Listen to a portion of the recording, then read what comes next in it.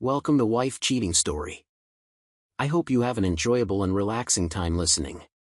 Let's get started. The wine had just started to breathe. That's how Mr. Alcott always put it, like wine was a living thing that needed a moment to wake up before being judged. I sat at the far end of the table, between Juliana and the grandfather clock that ticked loud enough to mark my anxiety. Her family always hosted these elaborate dinners like it was some formal occasion from the 1800s. Gold-plated cutlery, heavy linen napkins, and enough vintage Cabernet to drown a small village. I didn't fit here. I never did. But I loved Juliana, and she made me feel like I could, eventually. That night proved me wrong. We were only halfway through the first course, some pretentious salmon tartare, when Delilah cleared her throat with that performative daintiness she always weaponized. She stood, wineglass in hand, but her smirk didn't match the occasion. It wasn't a toast. I could feel the shift in the room before she even spoke, like the air had been sucked out. "Enjoy your last party, thief," she said, eyes locked on mine like daggers dipped in Chardonnay. "You stole $200,000 from the family's investment fund." The words slammed into me like a punch to the ribs. The clatter of silverware froze. I felt Juliana tense beside me, but I couldn't look at her. Couldn't look at any of them. Not yet. "I'm sorry." "What?" I finally said, voice shaky but rising. "What are you talking about?" Delilah leaned forward slightly, as if savoring the unraveling. "Don't play dumb, Miles. The fund is short exactly 200 grand. Right after you started helping with the firm's accounts. We checked. It's your logins, your access, your trail." I opened my mouth, but Juliana moved faster. Her hand whipped across my cheek so hard it snapped my head sideways. The slap echoed louder than her mother's gasps. I blinked at her, stunned. Not from the sting, but from the look in her eyes, betrayal, disbelief, disgust. Like she'd just learned she married a stranger. "Return the money and get out," she hissed through gritted teeth. "Do it quietly, before you make this worse." I turned my head slowly, taking in the table. Faces I'd shared holidays with, laughed with, helped move furniture with. They all looked at me like I was dirt on their imported rugs. Even her father, who once offered me a cigar and called me son. He said nothing. His jaw was tight, his gaze unflinching. "I didn't take anything," I said, trying to keep my voice even. "I helped modernize your damn accounting software. That's it. I've never touched your money." "Liar," Delilah snapped. "You think we'd make this up? You think we'd risk the family's reputation just to watch you squirm?" I looked to Juliana again. My Juliana. The woman who once said she admired my integrity more than my resume. But she wasn't there. Not really. Just a shell sitting in her place. "Say something," I pleaded. "You know I wouldn't do this." Her lip trembled, but she didn't speak. Didn't even blink. Just stared at her plate like it might explain everything she didn't want to ask. "I don't know what game you're playing," I said louder now. "But I won't sit here and be crucified for something I didn't do." "Then leave," Delilah barked. "Before we call the authorities." That one hit harder than the slap. Not just because of the threat, but because I knew she meant it. And with that much money missing and no one else to blame, they'd come knocking fast. I rose slowly, my chair scraping against the polished floor like a scream. My hands trembled, not with fear, but with fury. "You all want to believe I'm the villain? Fine. Enjoy the show. But remember this moment, when you chose a lie over a man who never asked for your money, just your respect." No one stopped me. No one followed me. The door clicked shut behind me, sealing their judgment inside like a tomb. The cool air outside slapped harder than Juliana's palm had, but I welcomed it. At least it was honest. I stood there on the front steps for a few long seconds, breathing in something that didn't reek of accusation. I could still hear laughter and music bleeding from the windows.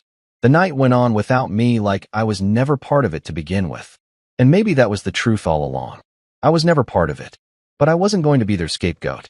I wasn't going to roll over while they rewrote my story. They wanted a thief. They were going to get something else entirely. Because I wasn't just going to clear my name. I was going to burn down the lie they built around me. The cold air gnawed at my skin as I walked down the long driveway, the Alcott estate shrinking behind me like a memory I wished I could delete. I didn't even have a jacket, just the collared shirt Juliana liked on me and a hollow ache where my chest used to be. I kept waiting for someone to call out, to stop me, to say it had all been a mistake. But the night stayed silent. Not even the crickets had the decency to sing. I walked. Not because I knew where to go, but because standing still felt like giving up. Juliana didn't follow. Of course she didn't. I checked my phone. 1% battery. I dialed her anyway. Straight to voicemail. Juliana, please. I didn't take anything. You know me. You know me. I need you to. The call dropped. The battery died. Fitting. I stood on the corner like a ghost, the city lights hazy in the distance. No wallet. No ride. Just the slow realization that the people who said they loved me had buried the blade deep and twisted it. I started walking again, unsure whether it was toward home or just away from the nightmare I'd stumbled into. The streets were empty, my footsteps hollow on the pavement. I remembered how proud Juliana had been when she first introduced me to her family. "This is Miles," she'd said, arm hooked in mine like a badge of honor. "He's not one of those guys who fake success. He's building something real." God, she used to glow when she looked at me. Now, one accusation, and she didn't even ask a question. When I finally reached our brownstone, I didn't expect her to be there, and she wasn't. The lights were off. The car gone. The silence inside heavier than the night outside.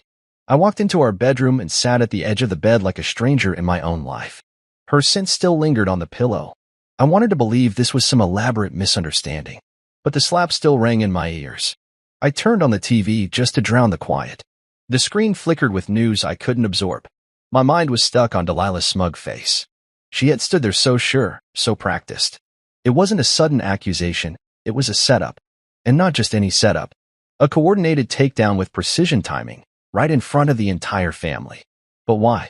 I rubbed my face, exhausted, and then it hit me. The software. I'd been brought in to upgrade the firm's ancient accounting systems, make them more efficient, less vulnerable to human error. Just simple scripts, automation routines, cleanup tools. I never had clearance to touch the actual money, but I had touched the system. If someone wanted to make it look like I had access, they could have used the very updates I'd installed. And I remembered something else. A few weeks ago, Becca Tran, quiet, efficient Becca, had mentioned some accounts not balancing properly during a data migration. She said she'd noticed weird login patterns during late hours, entries disappearing. At the time, we'd chalked it up to user error. Now it didn't feel like error. It felt like design. I needed to talk to her. She worked in finance under Delilah, the same one accusing me now. Becca didn't seem like the type to play dirty, but if she'd seen something then, maybe she could help me see it now. Maybe she didn't even realize what she knew. I paced the living room, glancing at framed photos of Juliana and me. Paris. Santa Barbara. Our wedding on that cliffside overlooking the ocean. She had cried when we read our vows. I believed her tears. I still believe the version of her that meant those words. But now? Now she wouldn't even let me speak. That slap had been more than rage. It was conviction. And it crushed me. I tried calling her father next. Mr. Alcott had once called me the breath of fresh air this family needed. He was old money but liked to think of himself as progressive. Maybe he'd listen. I doubted it, but I had nothing left to lose. It rang 6 times. Then, finally, a click. "Miles," he said. Not warmly, not coldly, just a word held at arm's length. "Sir," I breathed. "Please. I need 5 minutes. I didn't steal anything. You know I wouldn't. Do I?" He replied. The words cut clean. This isn't how I wanted to handle this. But Delilah presented documentation. Even Juliana. Juliana didn't even ask me what happened. I snapped. She slapped me, sir. In front of everyone. I've never touched that money. I worked on the back end, the automation tools. Someone used me. Someone is using you. There was a long pause.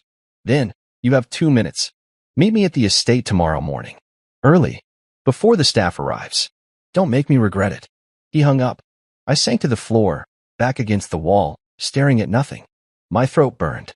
My hands ached from clenching them all night. But for the first time since the accusation, I felt something other than shame. Resolve. I didn't know who set me up yet, but I would find out. And when I did, they'd wish they never touched my name. The gates creaked open like I didn't belong, which technically, I didn't anymore. I walked up the winding driveway of the Alcott estate with my heart pounding like it was about to kick through my chest. I hadn't slept. I hadn't eaten. All I had was a bag slung over my shoulder with a laptop, a flash drive, and the last scraps of dignity I could find. The main house stood as imposing as ever, white columns, a grand front porch, ivy draped like jewelry over expensive stone. Juliana used to joke that it looked like the kind of place where scandals were born and buried. Turns out, she was right. Mr. Alcott greeted me at the side door, not the front, as if I were a contractor coming to check on plumbing.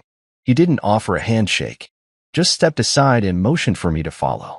Delilah was already inside.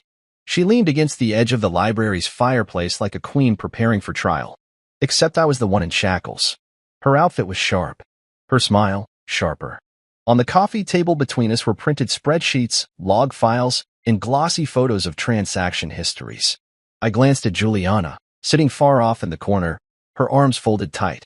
Her face looked carved in marble, emotionless, unreadable. But her eyes gave her away. They were swollen. She'd cried. Maybe not for me, but she cried. Well, Delilah said with that smug glint in her voice, here's your chance to spin it, Miles.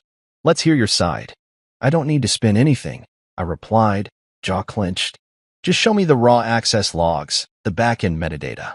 You're giving me curated summaries. I want the real data. Delilah laughed, actually laughed like I was a child asking for the keys to a jet. You expect us to hand over proprietary records to the man accused of theft?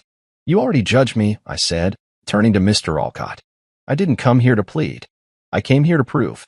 But I need the same access I had when I worked on your systems. If you want the truth, that's the only way I can give it to you. Mr. Alcott didn't answer right away. He moved to the window, hands behind his back like a tired general. You were always the logical one, Miles. Calculated. Quiet. I like that about you. But if you're lying to me now, if you're just here to dig a deeper hole. I'm not, I interrupted, softer this time. And I'll take whatever consequences if I can't back up what I say. But give me 2 days. That's all I'm asking. He turned, eyes landing on his daughter. My wife, Juliana. She didn't look at me. Give him what he needs. If he's lying, we'll know soon enough. I swallowed the lump in my throat and nodded. Delilah rolled her eyes and tossed a flash drive on the table like a bone. Fine, but you don't get near the main house. You stay in the pool house. Any violation, and we go straight to the police. Understood, I said. I looked back at Juliana as I picked up the drive, but she still wouldn't meet my eyes. I wanted to scream, to shake her and say, don't you know me better than this? But I didn't, because even if she didn't believe me now, she would. I'd make sure of it. The pool house was beautiful, in a sterile, disconnected kind of way. Big enough to be its own home, but small enough to remind me I was no longer part of the main story. Just an extra with a scandal. I sat at the desk, booted up my laptop, and opened the files. At first, it looked clean. Exactly what I expected: ledger entries, timestamps, account names. But the deeper I dug, the more I noticed something odd. Some of the transfer records had timestamp overlaps. 2 entries logged simultaneously from different IP addresses, one supposedly mine. That was impossible. I cross-referenced my device ID with the access logs. Most matched, times I remembered working. But others? Midnight entries, weekend logins, activity from devices I'd never seen. And all the major transfers? Linked to those. Someone had ghosted my credentials.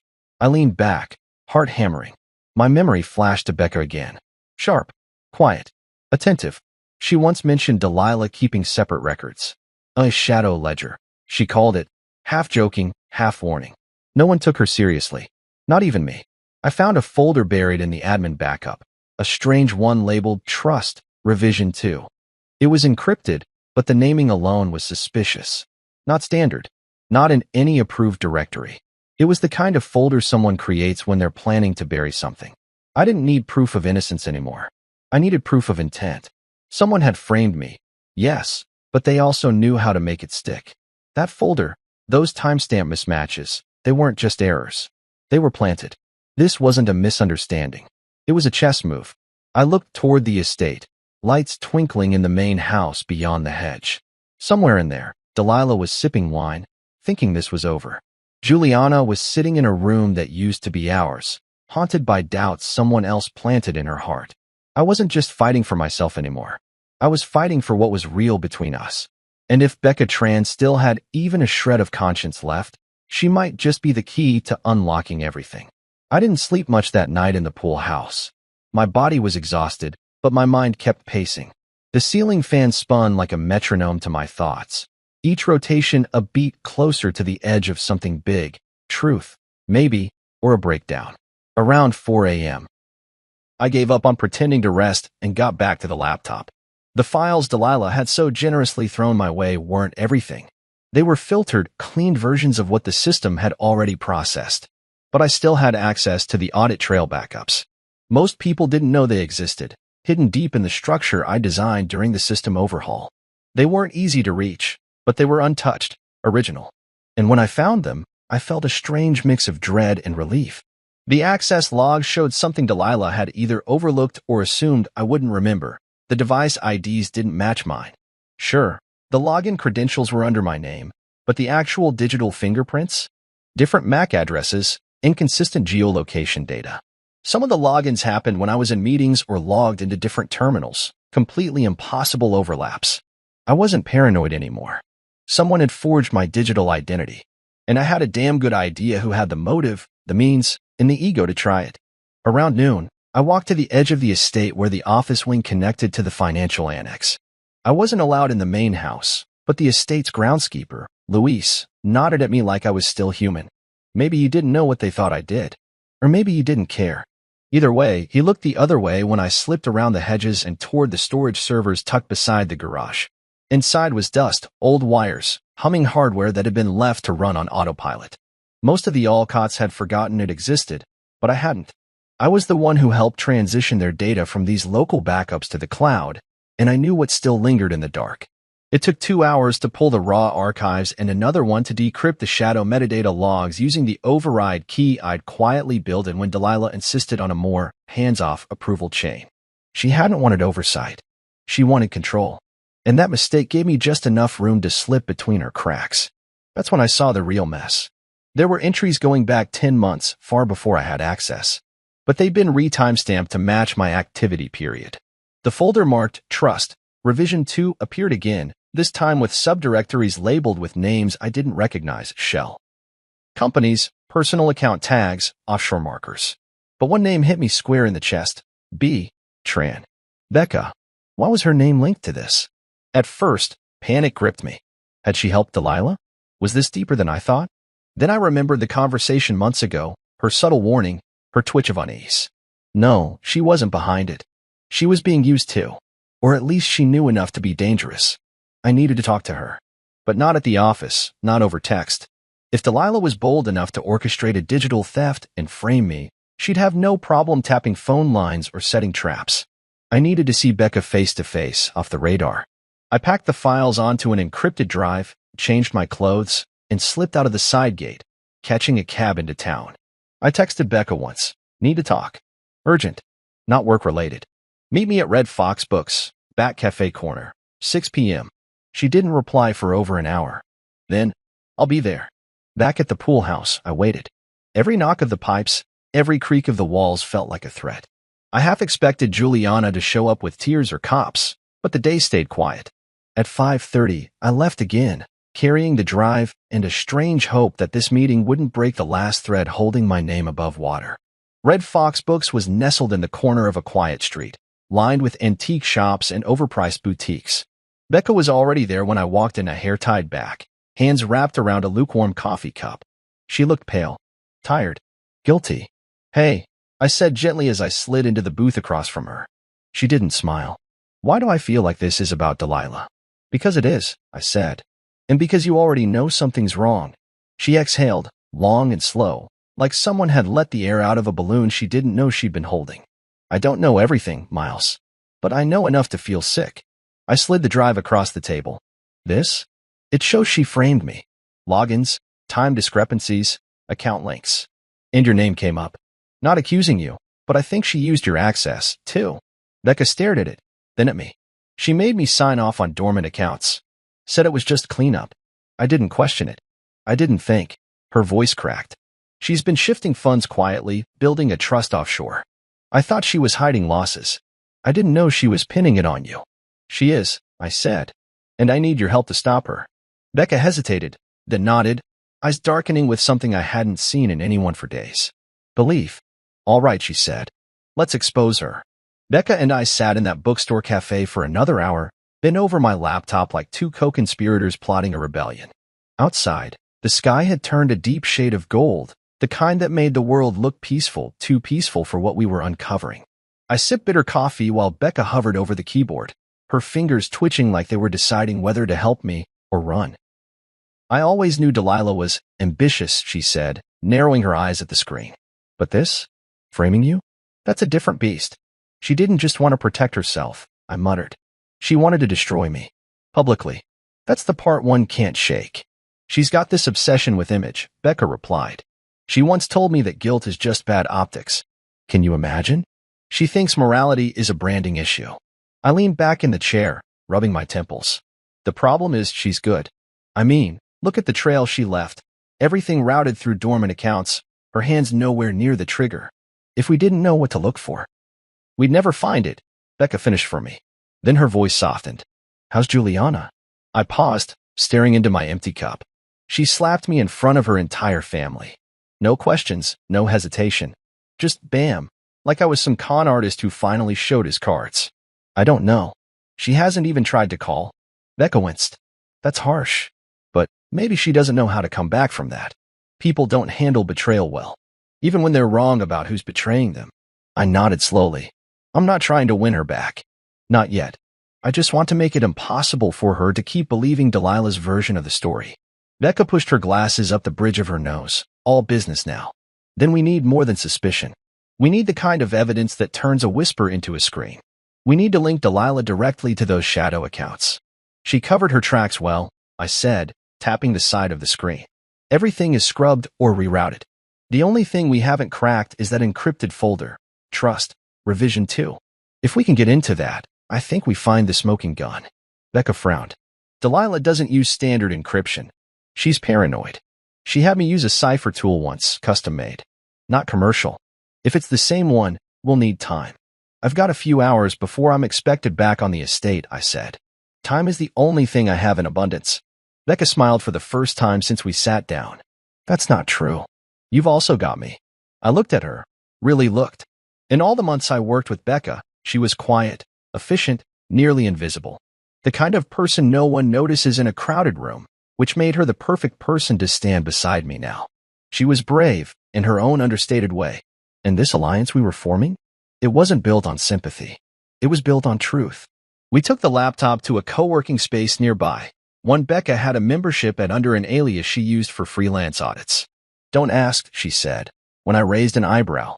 Sometimes staying invisible is survival. There, we plugged in the flash drive and pulled up the encryption key structure. Becca wrote a script to brute force through the permutations while we waited. It was slow going. Delilah hadn't just locked the door. She'd welded it shut. But Becca knew her patterns, her ego. She always hides things in plain sight, she said. Password clues buried in calendar reminders or dummy invoices.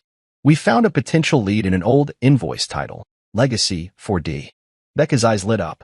That was the name of her failed consultancy, she said. She hated that word, legacy. Said it sounded like an obituary. Then maybe that's why she used it, I said. A way to bury her mistakes under something no one would check. It took another hour, but finally, the folder unlocked. Inside were transaction records. Real ones. The kind that didn't just suggest guilt, they screamed it. $75,000 wired to a shell company in the Caymans. $50,000 funneled into a luxury condo in Atlanta under a friend's name. Another $40,000 sent in increments of $2,500 to avoid audit alerts, into accounts she had direct access to. And then, the final file, a PDF authorization form, signed electronically, with my forged signature. My heart stopped. This is it. Becca stared at the screen like she was seeing a ghost. She was planning this for months. I need to show this to Mr. Alcott, I said, standing. Tonight. Before she spins another story. Becca grabbed my arm. Wait. You can't just tell him. Not yet. You need to show everyone. Delilah controls the narrative until someone breaks it open in a way that can't be dismissed. You mean a public reckoning, I said slowly. I mean a dinner, Becca said. You take back the table she used to accuse you. And I'll be right there with the receipts. I nodded. The plan wasn't just about revenge. It was about exposing Rod in the place that dressed itself up in wealth and polish. Let's set the table, I said. And make sure the truth gets the seat of honor this time. The moment Becca and I stepped out of the co-working space, the world felt different. Not quieter, not safer, just sharper. Like everything around me had edges I hadn't noticed before. Every car that passed, every glance from a stranger, it all seemed suspicious. That's what betrayal does. It rewires your senses. Back at the pool house, I locked the door behind me, closed the curtains, and loaded up the encrypted folder again. I needed to go over everything one more time, not just to understand how Delilah did it, but why. No one risks that much just to take down a guy they think doesn't belong. There had to be more. Becca joined me after dark, slipping in through the back gate with takeout and a flash drive of her own. I grabbed the old internal memos from my backup archives, she said. Some of it's junk, but a few messages stood out. She popped it into my laptop and pulled up a thread from 5 months ago. An internal memo from Delilah to the finance department, authorizing temporary access to 3 dormant accounts for routine ledger testing. My name was included as a project collaborator. It looked official, innocent, but it wasn't. What she told me was that this was for system migration testing, Becca said, pointing to the timestamp. But she executed the first $50,000 transfer 6 minutes after this memo was issued. This wasn't testing. This was the first move. I leaned back, stunned. She used my presence as a cover, built the narrative early. Becca nodded grimly. She needed a fall guy? Someone close enough to the system to make it believable, but just far enough from the trust of the family to be disposable. And then she staged the accusation in front of them all like a show trial. That wasn't impulsive. That was choreography. I swallowed hard, watching the dots connect in my head like a conspiracy board. And the funds went where? Becca pulled up a forensic report we'd built earlier. 3 of the wire transfers ended up in a holding account under a trust called LDN Holdings. We traced that to an LLC in Nevada, which was used to purchase real estate in Atlanta. 1 property, seaside condo, cash offer, no mortgage. But here's the kicker. Delilah's name isn't anywhere on it. Then who's the listed manager? I asked. Becca hesitated. A woman named Sadie Monroe. Lives in New Jersey. 46. No connection to any Alcotts, on paper. But dig deeper? She's Delilah's old college roommate. I found photos. Social media traces. They still talk. They even went on a spa retreat last year. I closed my eyes, exhaling slow. She thought of everything. Becca sat down across from me, her eyes tired but sharp. That's why the dinner has to happen. We need to control the room. Let Delilah walk in thinking she's still on top, then pull the rug out. In front of everyone. And Juliana? I asked. She's going to need to see it herself. All of it. The logs. The forged signature. The financial trail. Becca hesitated. And you need to be ready if it's still not enough for her. That part haunted me. More than being framed. More than the humiliation. The fear that even after the truth came out, Juliana might still choose the lie. Because sometimes it's easier to live with the lie than to admit you've hurt someone who never deserved it. I nodded. We'll need printed packets, clear formatting, charts, evidence that even a room full of millionaires can't ignore.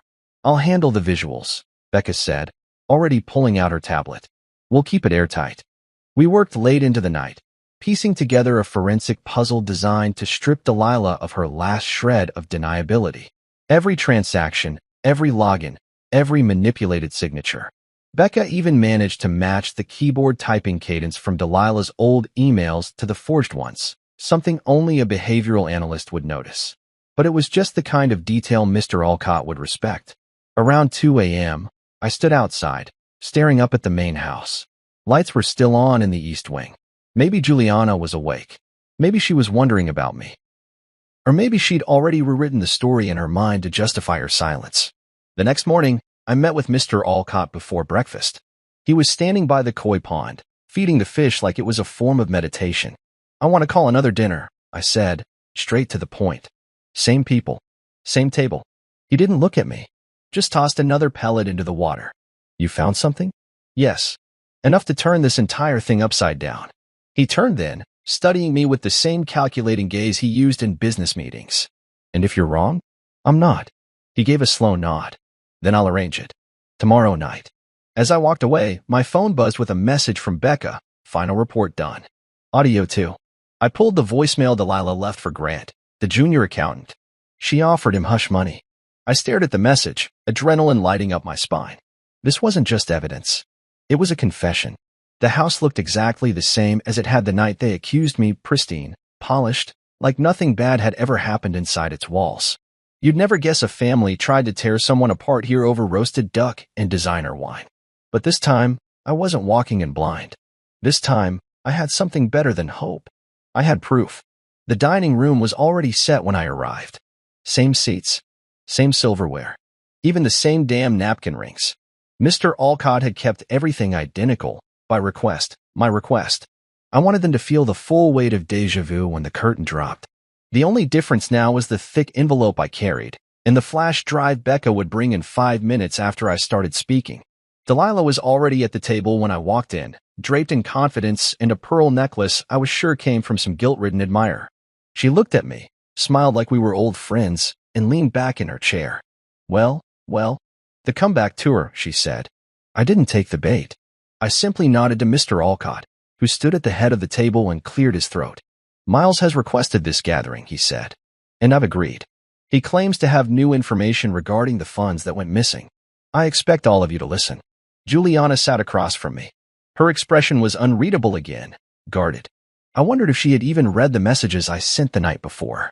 Probably not. Or maybe she had and still didn't know where she stood. I reached into my envelope and pulled out the packets, one for each person at the table. Printed spreadsheets, comparison logs, IP traces, the signature overlay showing mine versus the forged one. I placed them carefully in front of each plate, like offerings at a ritual. This, I said, is everything you didn't get to see the night I was accused. I stayed silent then because I was blindsided. I didn't even know what I was being accused of. But now I do. Delilah chuckled. So you've come back with charts. That's cute. No, I said calmly. I've come back with the truth. Those accounts you claimed I accessed? The transactions didn't come from my device. The logs were spoofed using outdated backup entries. I have the real data, the raw, untouched audit trail. I paused, letting the silence stretch. Some of them were already flipping pages. Juliana wasn't. She stared at me. And the transfers? I continued. They went through a shell company registered under the name LDN Holdings, which funded an offshore trust. The listed manager is Sadie Monroe, Delilah's college roommate. Delilah's eyes flickered. Just for a moment. But it was enough. I kept going. The signature on the authorization form that proved I greenlit the transaction? Forged. Here's the overlay showing the biometric pattern doesn't match mine. And just so we're clear, I wasn't even in the country the day it was signed. I was in Toronto, speaking at a tech conference. You can verify that too. Now the room stirred. Juliana looked down at her packet, lips tightening.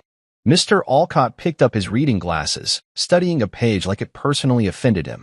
That's when Becca entered. She didn't make an announcement.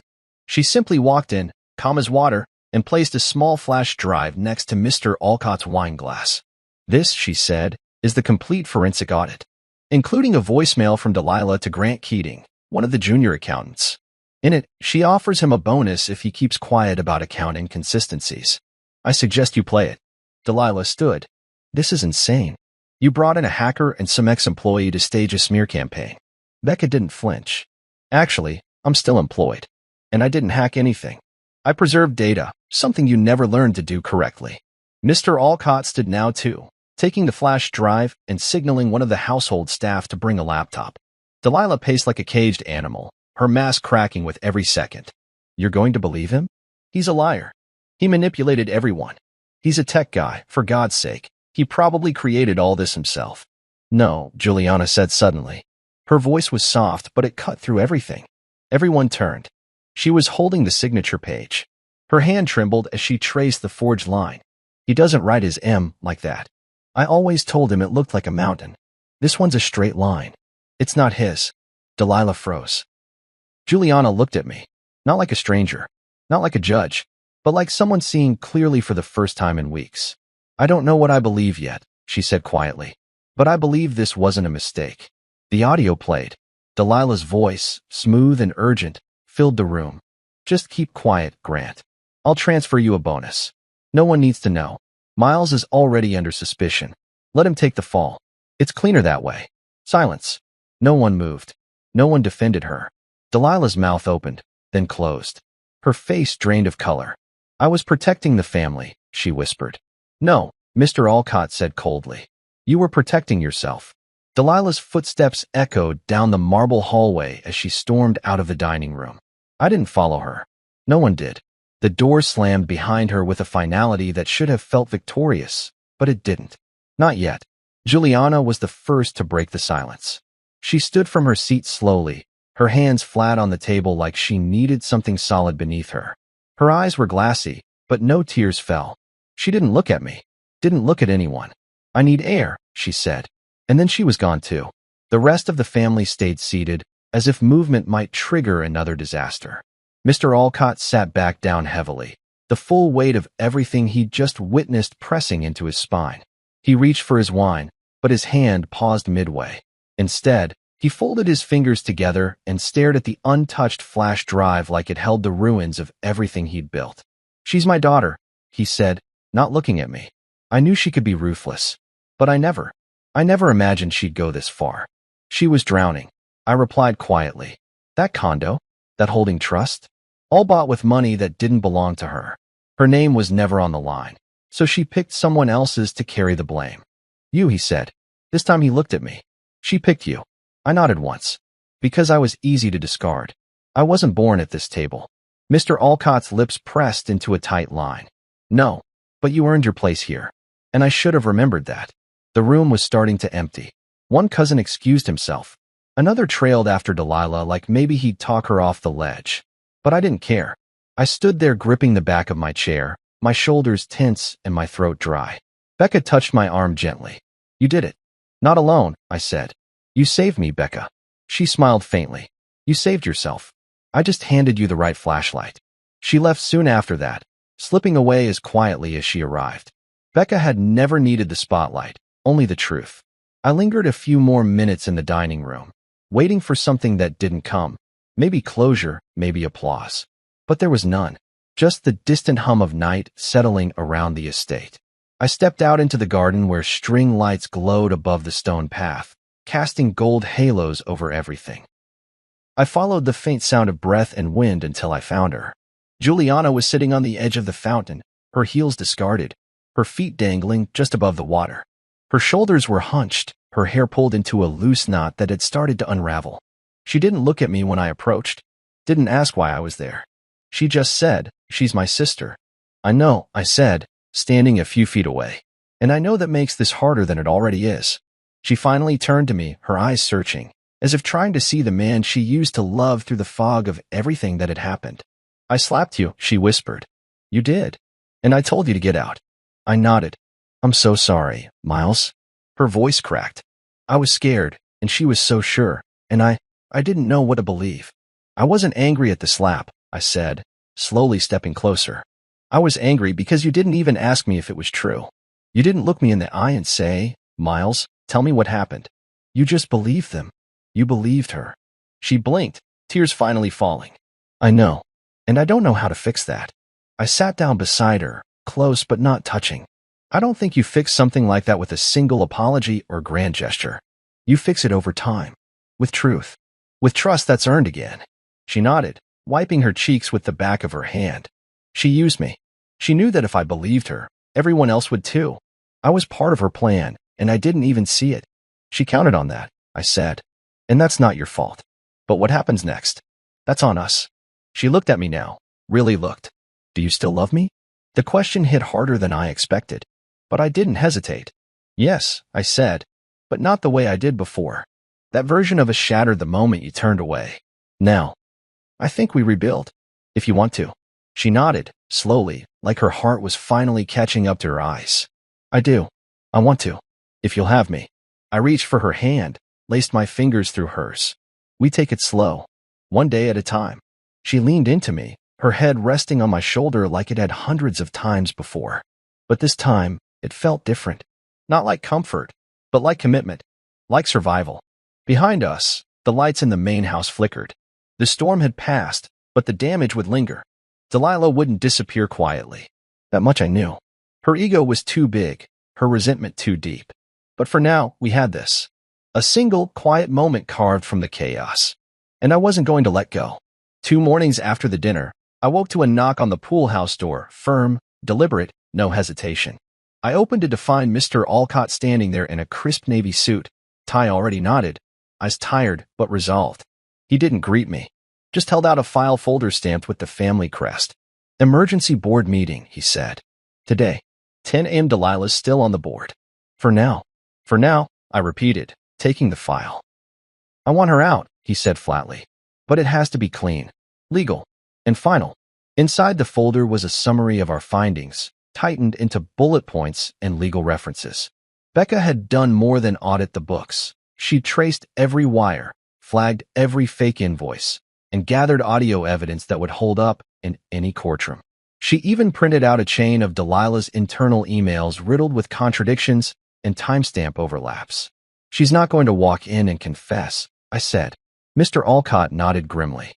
Then we'll make sure she walks out without a choice. The meeting was held in the private conference wing of the Alcott headquarters. A long glass table, polished to a mirror finish, stretched beneath a modern chandelier. The board members filed in, one by one, most of them longtime investors and friends of the family. Some of them had probably known Delilah since she wore braces and ballet flats. But today, none of that mattered. Delilah arrived last, 20 minutes late, in a white blazer and blood-red lipstick. She smiled like someone stepping onto a runway instead of a battlefield. "What's this about, Daddy?" she said breezily, dropping into a seat across from me. I had brunch plans. Mr. Alcott didn't respond. He motioned to the head of the table. "We'll begin." He nodded to me. I stood, handed out folders to each board member, copies of Becca's report, evidence logs, signature overlays, and transcripts. At the top was a one-page executive summary, bolded at the header. Internal financial misconduct and abuse of administrative access. Subject, Delilah Alcott. "I won't waste your time," I began. Over the last 6 months, $200,000 was funneled through dormant accounts under the Family Investment Fund. The transactions were staged to look like an internal project I was managing, one I never had access to authorize transfers from. The data was manipulated using mirrored device IDs and ghost logins from Delilah's private terminal. We've traced the funds through shell companies to an offshore trust used to purchase real estate and cover personal debt. Delilah laughed, a dry, forced thing. "This is absurd." "Page 6, I said calmly. "Wire confirmation." "Page 9, audio file transcript of your voicemail to Grant Keating, offering him money in exchange for silence." The room went silent as pages turned. Juliana was seated off to the side, not at the board table, but behind me, by choice. She wanted to be here, not to speak, but to witness. Her eyes didn't leave Delilah for a second. "Fake," Delilah hissed. "All of it. He's trying to save his own skin." Becca stood then, from the back of the room. She'd arrived early, in a plain black blouse, hair pulled tight. "No, Delilah," she said. "He's trying to save your father's company. The only one trying to save themselves is you." Becca handed over the final document, a notarized affidavit from Grant himself, confirming the voicemail and detailing Delilah's instructions. Delilah pushed away from the table, face flushing. "You can't do this. You have no legal right." "I do," Mr. Alcott said sharply, cutting her off. "I'm the chairman, and after reviewing this evidence—" "You're siding with him?" she cried, pointing at me. "He's nothing. He's not even blood." "Exactly," he said, which means he didn't feel entitled to destroy what the rest of us built. Delilah stood there trembling, her chest rising and falling in sharp bursts. She looked around the table, but no one met her eyes. Not one hand lifted to her defense. "You'll regret this," she whispered. "You'll all regret trusting him." She snatched her purse, heels clicking like gunshots as she walked out. No one followed her. Not this time. Mr. Alcott leaned forward, hands steepled. Effective immediately, Delilah Alcott is removed from all leadership roles. Her board membership is suspended pending legal action, and her access to all company systems is revoked. If anyone has objections, speak now. The room stayed quiet. I sat down slowly, heart thudding not from fear anymore, but from something close to peace. It was over. Afterward, Becca and I stood by the elevator. She looked exhausted but satisfied. "You were brilliant," I told her. She smirked. "I'm not done yet. I still want to rebuild the entire system. No more shadow ledgers. No more loopholes." "You in for that?" I asked. "Doing it right, from the ground up?" "Only if you're in charge," she said. Mr. Alcott approached, slipping something into my hand, a business card. On the back, a handwritten note, "Head of Digital Compliance, offer pending." "I trust you'll say yes," he said. "You've already earned it." 3 weeks later, I sat on the garden steps of the Alcott estate, the same ones Juliana and I used to sneak out to during stuffy family events. It felt surreal to be back here, not as the accused, not as the outsider, but as something new, someone rebuilding from the wreckage. The grass was freshly trimmed, the roses in bloom again. Life, somehow, had the audacity to keep going. Beside me, Juliana sat with one knee tucked under her sundress, her hand resting quietly in mine. We hadn't spoken much this morning, but that was okay. Silence had stopped feeling like a punishment between us. Now it was a space we were learning to share again. I still remember the slap, she said finally, eyes focused on the garden wall. So do I replied. I felt it for days, not just on my cheek. She turned to me, something fragile in her expression. I hated you in that moment, but I hated myself more for how fast I believed them, for how fast I turned. I think you wanted to believe them, I said gently, because it was easier than believing your sister could be capable of that. She was family, she whispered. You were love. I didn't know which one was supposed to win. I gave her hand a light squeeze. Maybe love doesn't always win. Sometimes it has to survive first. She looked down, a faint smile touching her lips. And we survived. We did. It wasn't a neat ending. We were still in therapy, still having hard conversations. Trust doesn't just come back because the truth does. But it was growing, piece by piece. Like muscle, ripped, healed, stronger. Inside the estate, the business was changing too.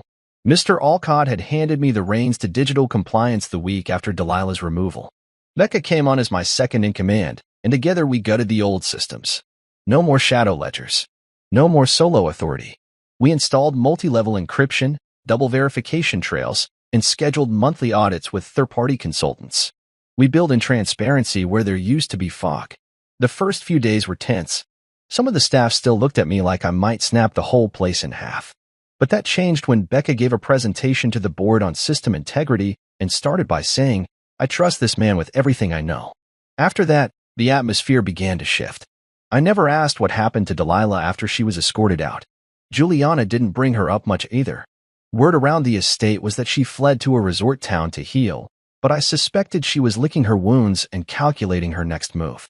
The truth is, I didn't care anymore. I had spent too many nights haunted by her voice in that dining room, by the firestorm she unleashed with one sentence. She had taken her shot, and we were still standing. One Sunday afternoon, Juliana came into my home office as I was reviewing a new audit dashboard. She was barefoot, holding 2 mugs of tea, her hair falling over one shoulder. You working? She asked softly. Just reviewing a new report protocol. She set the tea down beside me, then leaned over and kissed the top of my head. Take a break. Come outside. I followed her into the backyard, the same space that had once felt like foreign territory. Now it was ours again. We sat under the pergola in the shade, sipping tea. The silence settled between us, but it wasn't the heavy kind. It was light, natural. And in it, I felt something I hadn't in months: calm. I still don't know how you didn't lash out that night, she said, out of nowhere. When I slapped you. When they all turned on you. I stared into my cup, then shrugged. Because I was more afraid of losing you than being hated. Because lashing out wouldn't have changed anything. It would have proven them right. She turned to face me fully now, her eyes wet. But they weren't right. I wasn't right. I know, I said, brushing her cheek with my fingers. But you came back. That's what matters. She nodded, then reached into her pocket and pulled out a folded note. I found this in one of Delilah's old planners. Dated a year ago. I unfolded it. It was a list of accounts. Names. Transfer targets. Plans. The whole thing was premeditated. My name was written at the bottom, next to a single word. Fall guy. I stared at it for a long time. She'd already chosen you, Juliana said, before you ever touched the books. I folded it and slipped it into my pocket. She chose me to fall, but you chose me to rise. She smiled then, really smiled. And I knew we were going to be okay. Not because we forgot what happened, but because we remembered enough to never let it happen again.